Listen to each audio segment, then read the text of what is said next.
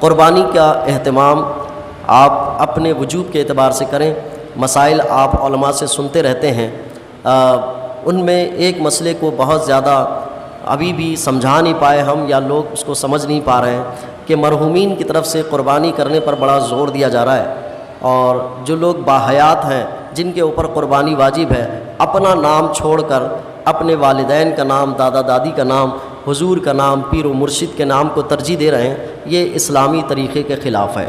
واجب آپ پر ہے، عبادت آپ کی ہے، خود گناہ میں ملوث ہو کر نفلی عبادت آپ کر رہے ہیں۔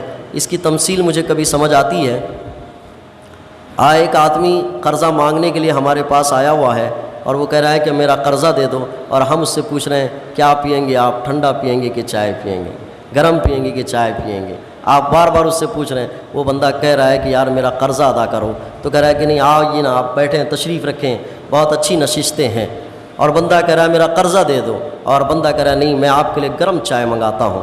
یہ تو ایسی کہانی ہو گئی کہ جس کو جو کرنا ہے وہ نہ کر کے وہ چیزیں کی جا رہی ہیں۔ اللہ نے توفیق دی ہے، وسعتیں دی ہیں، طاقت اور قدرت دی ہے کہ آپ اور کچھ کر سکتے ہیں، سب سے پہلے اپنی جانب سے کریں۔ آپ قرضے میں ہیں، آپ ادا نہیں کر سکتے، آپ کی خاتون قرضے میں نہیں ہے کیونکہ اس کے پاس سونا رکھا ہوا ہے، اور وہ کبھی اس بات کو تسلیم بھی نہیں کرتی کہ تمہاری طرف سے قربانی ہم ادا بھی کر دیں، تب بھی وہ یہی کہے گی کہ میرے لیے تم نے کیا کیا ہے۔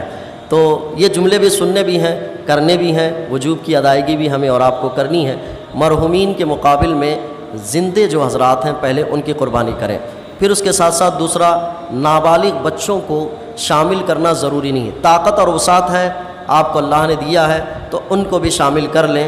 یہ صدقہ اور کیا کہتے ہیں کہ فدیہ نہیں ہے، مان لیں فدیے کا ایک حصہ بھی ہو سکتا ہے، لیکن قربانی ایک اصل میں واجب ہے، جس کا کنیکشن ابھی ہم نے سنا سنت ابراہیم ہے کہ بیٹے کی جگہ پر دمبے کو قبول کیا گیا ہے، یہی مقصود ہے۔ اس مقصودیت سے نظر کبھی بھی قربانی میں ہٹائیے مت۔ بہت سارے زاویے آ سکتے ہیں سوچ سمجھ کے، لیکن یہ زاویہ کبھی مت ہٹائیے، کیونکہ حضور سے صحابہ نے پوچھا تھا کہ یہ قربانی ہے کیا؟ کہا کہ تمہارے باپ ابراہیم کی سنت ہے، تو اس کو کبھی الگ ہونے مت دیں۔ بچوں کی طرف سے بھی کرنا چاہتے ہیں تو آپ کے پاس طاقت اور وسعت ہے تو کریں، اگر نہیں ہے تو بس ایک جانب سے کریں۔ اور قرض لے کر قربانی کرنے کے لیے شریعت تو اجازت نہیں دیتی، ہاں آپ کا ماحول شاید اس کی اجازت دیتا ہے، آپ کو منہ دکھانا ہے کسی کے سامنے، کسی کو راضی کرنی ہے، تو ان کی رضا سے تو اللہ کی رضا مقصود تو ہے نہیں کہ آپ ان کو راضی کرنے کے لیے قرض لے کر قربانی کریں۔ کیونکہ میں ان لوگوں کو دیکھ رہا ہوں کہ جن کے اوپر قرض ابھی باقی ہے دینا، اور وہ قرض ادا نہیں کر رہے ہیں، اور 40 50 ہزار کا جانور قربان کرنے کے لیے آ کے کھڑے ہوئے ہیں۔ اللہ کے ہاں ایسی قربانی واجب تو ہے نہیں بندے پہ، کیونکہ قرض ادا کرے گا تو اس کے پاس پیسہ ہی نہیں رہ جاتا اتنا، تو اس کے اوپر واجب نہیں ہے۔ تو واجب نہ ہو کر نفل ادا کرنے میں اتنی جستجو دکھا رہا ہے، اور جو اس کو جو قرض ادا کرنا واجب تھا اس کو چھوڑ رہا ہے۔ پھر وہی کہانی ہوگی کہ قرض مانگنے والا بیٹھا ہوا ہے اور آپ اس سے چائے پوچھ رہے ہیں۔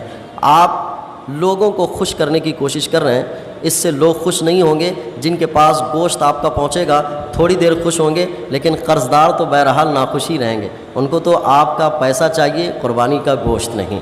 اللہ مجھے آپ کو عمل کی توفیق عطا فرمائے۔ السلام۔